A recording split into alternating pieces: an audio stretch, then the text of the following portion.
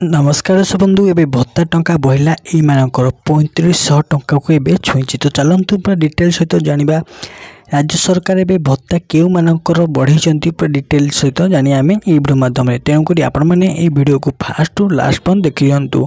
चलतु डे नगर वीडियो को स्टार्ट करिया पूर्व मु कहि रखिबी कि जदि आपण माने हमर एई चैनल को नुआ आछंती निश्चिंत भाव में यह चैनल को लाइक करूँ, शेयर करूँ, सब्सक्राइब करूँ। तो आपण मान तो निहाती जानते आगुरी बीजेडी सरकार थिला बेले प्रत्येक लोक मानकर भत्ता 1000 टंका थिला, किंतु एबे बीजेपी सरकार आसीबा परे राज्य सरकार एहाकू एबे भत्तार परिमाण बढ़ाई।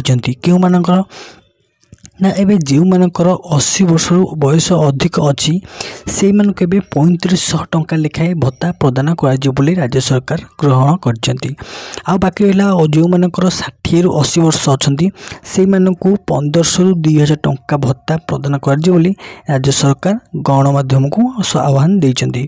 तो आपण केते बयस आपण माने हम कमेंट सेक्शन माध्यम निश्चिंत भाव में जनइबे। चलतु आज वीडियो ये देखा अन्य वीडियो। जय जगन्नाथ।